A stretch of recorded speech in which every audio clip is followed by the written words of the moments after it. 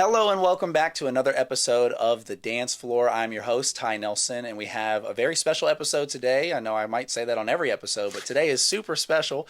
I am joined by Mr. Joey Tobin, who is this beautiful tall drink of water, an amazing dancer, a lovely, just kind individual. We've worked together before on Virgin, and we're here blessed. I am blessed, at least, to be on another contract as he does what's called Untitled Dance Show Party Thing, as well as Around the World with the Diva here on Valiant Lady.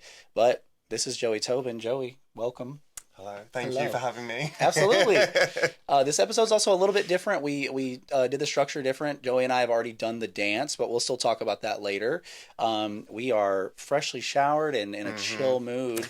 But I'm excited to have Joey. Joey, who are you? Who are you? Who would you like the people to know? So yeah, I'm Joey from the UK, originally from somewhere called Lincolnshire, which no one's normally ever heard of. Just no countryside realness. Oh, I love that. Best way to put it. Okay. Although I'm now based in northwest London, as of a month before this contract started, so that was great. I'm an Aquarius. There we go. My birthday is kind of a flex, honestly, because I was born on a Tuesday, which is the second day of the week, at 2 o'clock on the 2nd of February, the second month. Wow. 22222. Lots of angel numbers. Yes. That is my angel number, 100%. That's why you're so special. Real talk. Yes. Joey's awesome, and I do mean that sincerely. What is your first memory of dancing or moment in performing that cemented the fact that you wanted to keep doing this for as long as you can? Oh, that's a good question. It's a big one. You know what? There's one memory that always sticks in my brain is I remember it was one of my closing performances before I went to professional training. Okay. By that point, I kind of knew that I wanted to do it, but this moment kind of like solidified about, this is why I do what I do sort of thing. Yeah. My dad has been one of my biggest supporters, like my biggest fans for like my entire dance life. Yeah. And I did a performance that I had done a couple times at like big competitions in the UK and stuff, but he had never seen it. Oh. So he just never had the opportunity to because he was working or something came up or whatnot. So the first time that he saw it was the last time I was ever going to perform it with my like dance school. Oh, so like you already knew it. It's in your body. It's gonna be great. Yeah. So it was at like the summer show. Like there was a lot of emotions because it was like my last time performing with the school. And I just remember finishing like hitting the finishing pose, and right before everybody started clapping, all I heard was my dad from the back row just go, "Oh my gosh." And that's the first thing that I heard before the applause happened. And the way that just stuck in my brain. Yeah. And that was a moment of like, this is why I do what I do. Like my parents like are the reason that I'm a dancer. And the fact that I was able to just get that reaction from them always just like sticks in my brain of like, that's a moment where I always check back in. I'm like, no, this is why I do what I do. Yeah. Because I have to remember that like that was my dad, which is great, but I'm like, that can also be anybody. Yeah. I think it's important kind of to piggyback in that. I feel like I hear this a lot, finding your why within artistry or just in general, things that get you out of the bed every day. Finding your why is important. It's nice that your why was your family and like finding that connection. 100%. That's so dope though, because like adversely, my dad, not even around in that sense, but having your parents is so special because I still have my mom and my mom is amazing. I love that. I love that you got to experience like what a fun memory to really hold. It is genuinely a core memory for me. Yeah, core memory. That's what I'm looking for. Yeah, that's dope. All right, I love that. So, what is your background? Whether it be formal training, watching YouTube videos to learn, like what is what is you? So my story within dance is, dare I say, kind of interesting. Okay. Basically, I'm autistic, neurodivergent. Oh wow, I didn't even know that. Person. Okay, yes. word. This is kind of like a long story short. Like I always knew that I was, but I never actually understood what it meant to be autistic. Yeah. So that's like a change that's happened since we last saw like 3 years ago. We were together. So yeah. But basically, when I was younger, I was a problem child. I was mute, so I was nonverbal for quite a while. Wow. I had really difficult time with like my motor skills. Like my hand-eye coordination was really bad. I was a very clumsy child. A lot of energy as well. So I was going through like vocal therapy, physical therapy. They were taking me to any kind of sports thing that they could do just to kind of keep me occupied and get me moving. Yeah. And Wow. when I was, one of the things that was recommended was, you know, the Dance Dance Revolution games? Oh yeah, of course. Classic. It Yep. was recommended by the doctor to get me that because it's something that's physical and it would help with my hand-eye coordination because you see Yeah. the arrows, you press the arrow with the foot, Right. directions and whatnot. So that was what was suggested. They got it for me on like my PS2 that I had, and that was it. I was hooked. Like I Yep. loved it. Like I would come home from school and I'd be on it. I'd go eat dinner and then I'd be right back on it. Like they couldn't get me off it. Oh, that's incredible. So then at the time I was doing a bunch of different like sports. I was doing like cross country, football, swimming, blah blah blah blah blah. But the like sports center, like leisure center that I was doing all those things at, they were opening up a new dance school. And they saw Hmm. that and was like, well, he seems to like this game. Maybe we just take him to this dance class and see That's what so happens. cool. I went on the very first day that they opened that school, and I was there for the entirety of that school's existence. And then when I was about 13, 14, I moved to a different dance school because that one closed. Hmm. And that's when I then started taking it a bit more seriously and like Right. it kind of got like real. And then when I was 18, I moved to London, auditioned for multiple dance schools, like colleges, and got into a fairly prestigious, dare I say, Uh-huh. like college called Bird College. Full name is Doreen Bird College. Okay. But yes, went to Bird College, did that for like 3, 4 years. That was my professional training, graduated, and then I've Hmm. been kind of lucky to be working ever since. So, Wow. but yeah, so I come from like a musical theatre background, Okay, yeah. but my specialty is within more like contemporary, Yeah. which Which we got to see we today. And did. y'all are gonna love this piece. It's so cool. Ironically enough, the Dance Dance Revolution thing, you Mhm. had like that little like flimsy mat thing, right? I So had that. Oh, I had the flimsy mat yeah. that because I was so intense with it, I ripped. So then they got me one that was like the industrial, like, so No. like, you know how you have like the metal ones? You Yeah. could buy them as like a separate thing that you could plug into the PlayStation, and I got one of those. Oh my God. I didn't even know you can get that. That's sick. Neither did I. My parents saw it online and just got it. Wow. So yeah, I had That's like, pretty sick. yeah. Which honestly now makes more sense. Joey's a huge gamer as well, especially Yes. he's a badass in Mario Kart. Really good at Smash Brothers too, We're but getting there. We're getting there. super good. That makes more sense why you have such a Yeah. background for So gaming. it's the two kind of go hand in hand. That like Yeah. I love video games, I love dance, and they kind of happened because of Dance Dance Revolution. Yeah. So it's like, yeah, hand in hand. I am actually terrible at Dance Dance Revolution. Oh, really? But when I was younger, I used to play it as well. Obviously, Mhm. probably not as much. But we would, my family and I, we would go to Myrtle Beach, and I would go to the Cute. pier, and that's the dance I would do. Legit, I would Oh, literally that be is on the so pier, cute. acting as if I was doing Dance Dance. And I remember having Mhm. a core memory, if you will. This one lady came up and gave me $1, and I was like, I should do this forever. Yes. Like, you know? It's like, I can get paid to do Yeah, this? to do Wow. Dance Dance Revolution, even more specifically.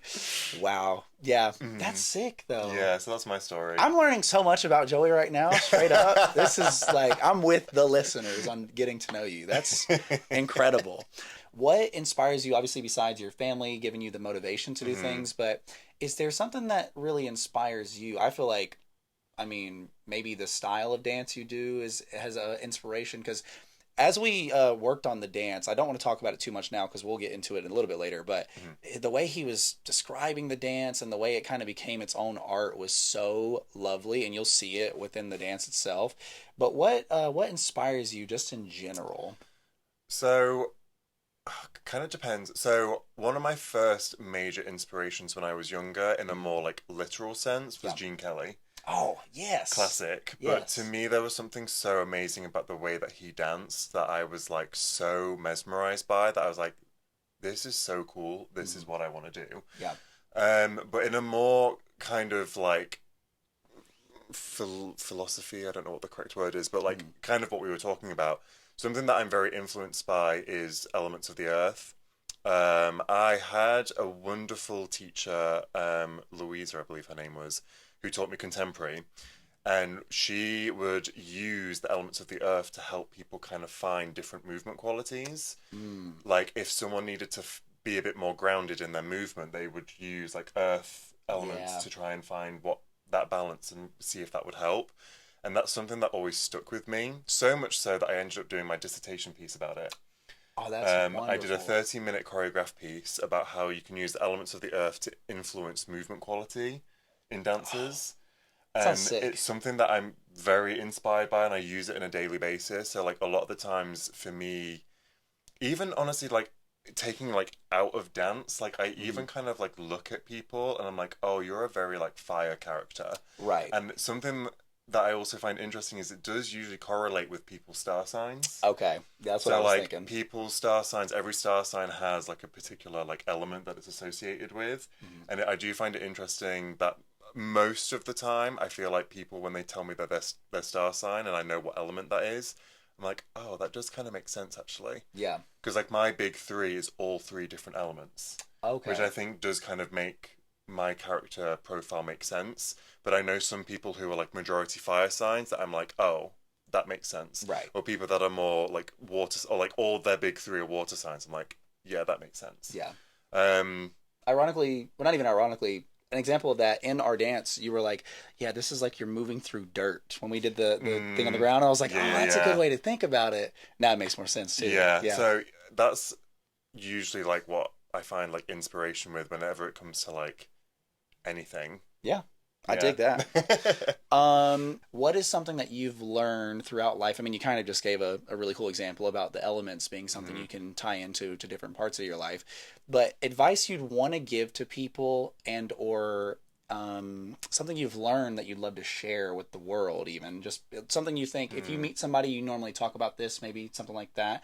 For example, like I've been really on a big tip of self discovery and kind of therapy, and I use this thing called positive intelligence. It's a program that Mhm. my life coach gave me, and so I talk about that, and that's something that really I want people to be able to get into because like therapy is a big thing, but Yes. it can be Mhm. dance. Let you talk about it first. Yeah, I guess something that I always live by that I think, especially right now with the current state of everything that's happening, Hmm. is that everything happens for a reason.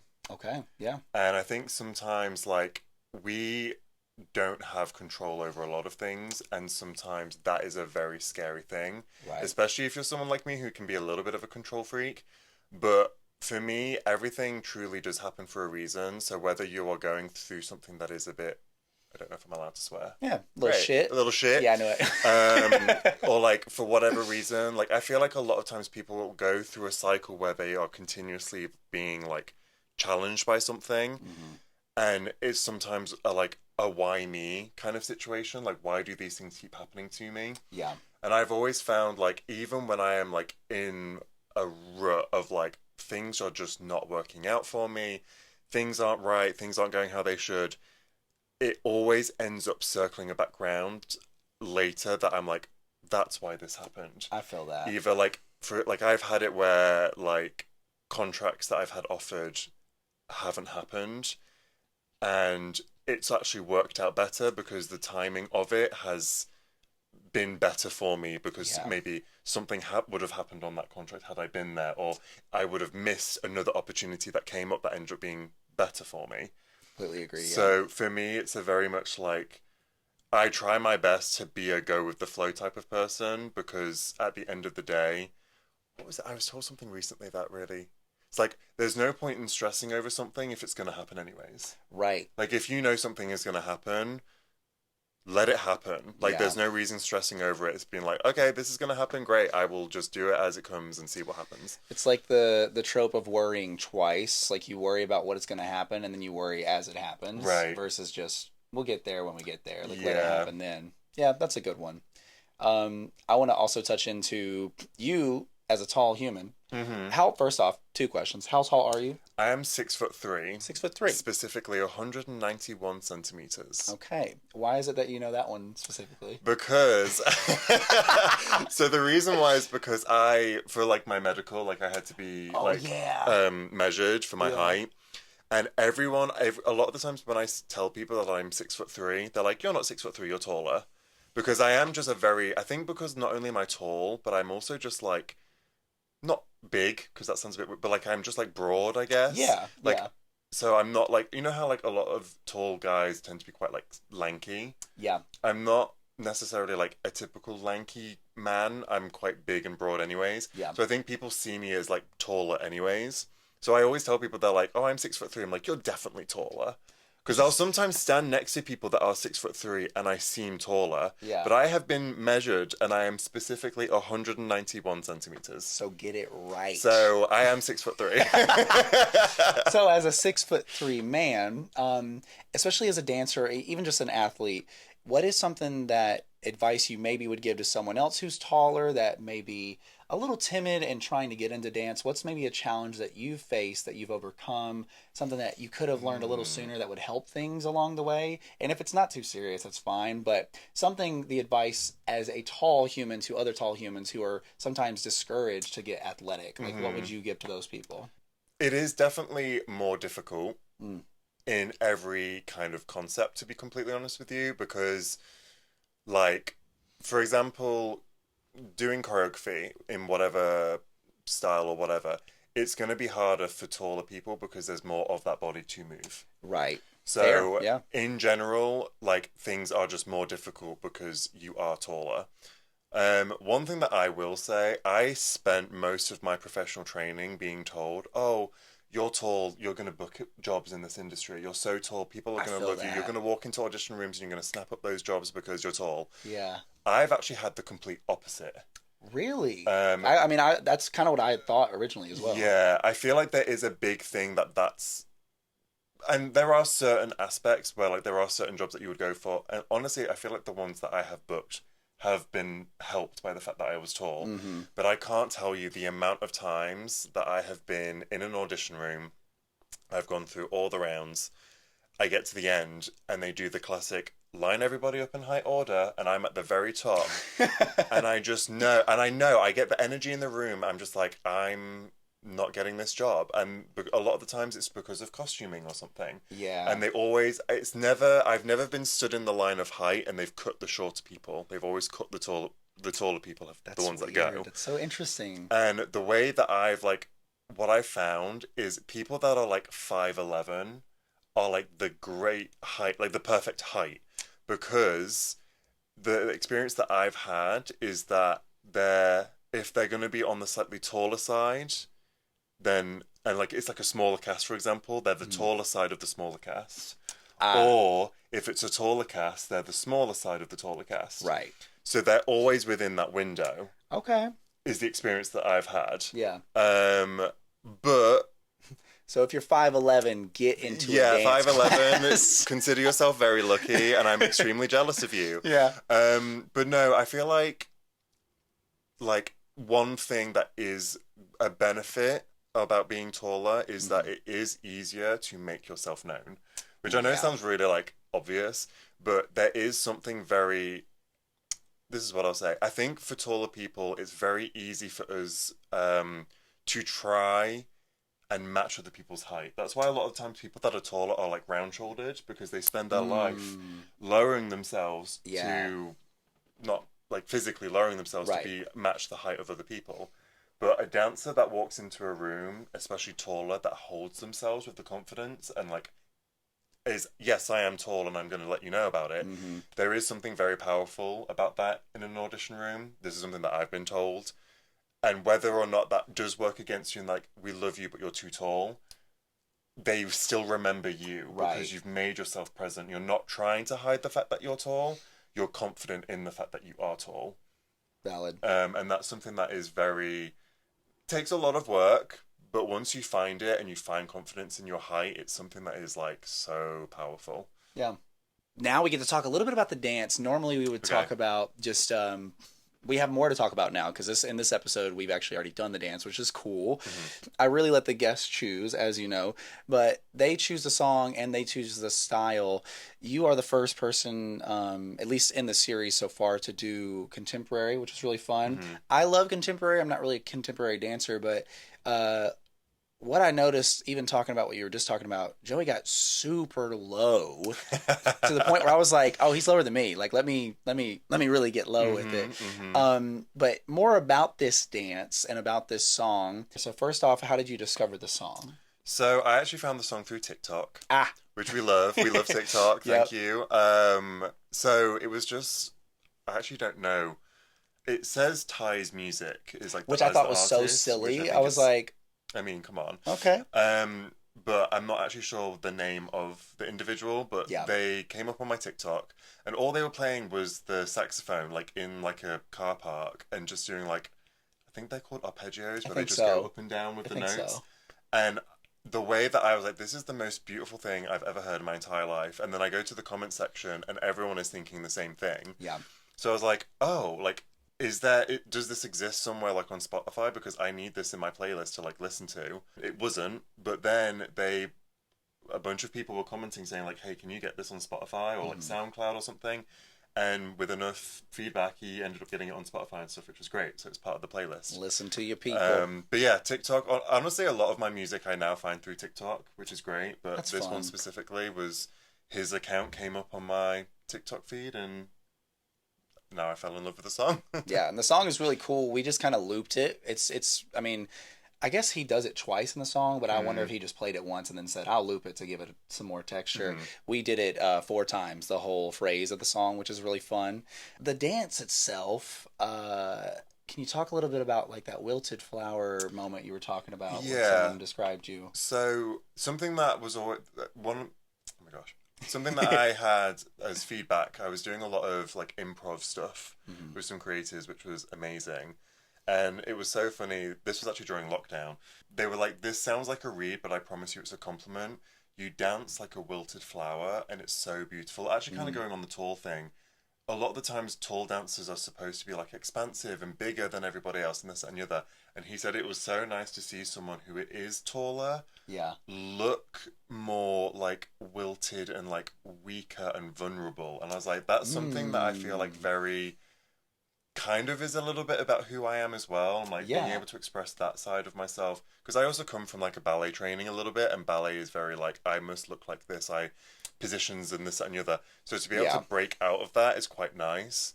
Um, but when I was listening to the song, something that just like the way that the music spoke to me and like the image that I got when I was listening to the song Yeah. was this level of like or element of growth. Like flowers coming up from the ground or like a tree growing or like something about it being like growth and expansion is what like I just envisioned when I heard the music. So, kind of combining the two things of like a wilted flower that grows, and what is the cycle of that growth? It comes out of the Yeah. ground, it grows, the bloom, it blossoms, and then it wilts back down into the earth. Yeah. And that was kind of the inspiration for what we did with our little creation. I love it too. It's so cool. Like it really has that circle of life moment in it. The ending comes back to where we start, and even just the simplest like hand gesture, which starts the combo essentially.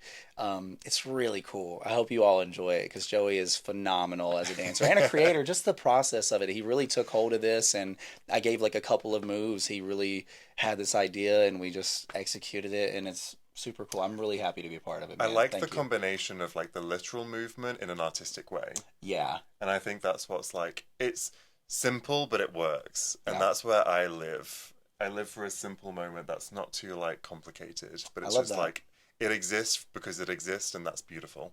Which also in the background of our video, there's just people working out. Yeah. So A full we're just workout yeah, just in the background, keeping it obsessed. chill. Just kind of a fun wrap up question. I feel like we really got to know you a lot in this episode already, which is lovely. Let's see.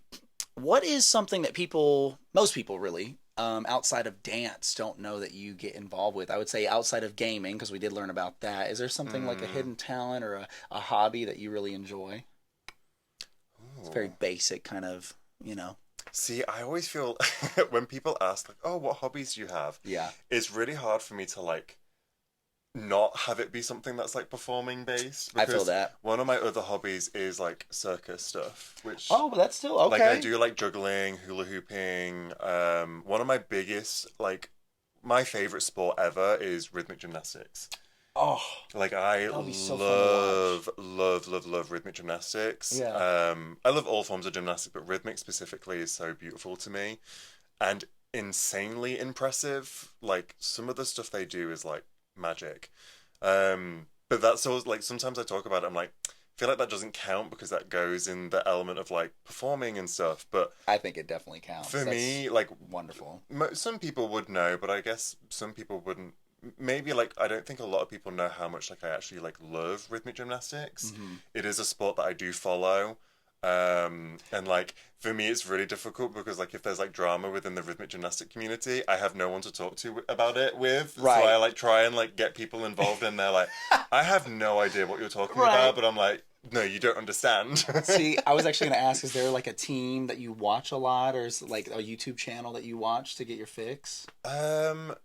No, although what I will say is the Olympics channel does something called Music Monday, Oh. where they post like every Monday a particular like routine or something that happens at the Olympics that they do like to music. So that's Yeah. like your rhythmic gymnastics, artistic gymnastics, synchronized swimming, like all those kind of sports where they do it to music. They post them, and that's where I get my fix because sometimes they'll post like more recent Olympic videos from like the most, what was it, Paris? But then Yeah. sometimes they go all the way back to like the like 2000, Oh, like that's- Sydney, like yeah, a that's throwback fun. moment, and it's like so cool to see like how the sport itself has like evolved yeah. and changed as well, which I think is super cool. But yeah, that was probably my one of like hobbies, interests. I like that. You know what I also like? This whole episode. Yes. It's really been great. Like, seriously, thank you. The creation process, just the chill vibes we have. Where can people find you, Joey? What would you like to plug out there? My plug would be probably my Instagram, which is Joseph_Tobin, the full name. And that's about it. I don't really have any other socials. I do have TikTok, but I do post, but I'm not like a TikToker at all. Yeah. That is Toe in the Bin. Oh, in the bin is great. Is my name on there. I have Okay. one viral video that happened during like lockdown. Okay. But yeah. That's What's next for you outside of this contract? What's like the next work that people can maybe try to find you at? So I'm here on Valiant until October. So I'm here for a while. My contract just started, which is great. My goal after this is kind of again going with the flow, just seeing what pops up. I would like to try and do a little bit more in London, see what comes up there. Yeah. I normally do Christmas shows, pantomimes, which are super fun. So hopefully, I might try and get into that again. But yeah, I'll just kind of see what happens. If I end up back on a ship, great. If I end up in London, also great. We'll see what happens and play it by ear and yeah. Go with the flow. Yeah. I love the vibes you have. Well, sailors, Not the well, version people. talk. Yeah, right. The training, the media training. For those that don't know, I don't know if I've talked about this yet. We call our guest sailors on the ship. Ahoy, sailors. Ahoy. This is not branded at all. People who listen, thank you so much for tuning in. Hopefully you've once again found some inspiration in what we've talked about. We want to give a huge thank you to Joey. Seriously, another Thank you for awesome. having me. No, this has been super fun. I've enjoyed this. Thank you. Yeah, great creation process. Fun little interview. We hope that you find some type of inspiration, and eventually, one day, maybe we'll see you out on the dance floor. Bye bye. Thank you. Why did I go American just then? I'm For some keeping that. reason I went American. I'm keeping that in. Oh my god, I love that. There it I'm is. like, the dance floor. I'm like, okay. Oh my god, I love that. Oh, that's cute. Oh, I love that. Yeah. Absolutely. Okay, sick.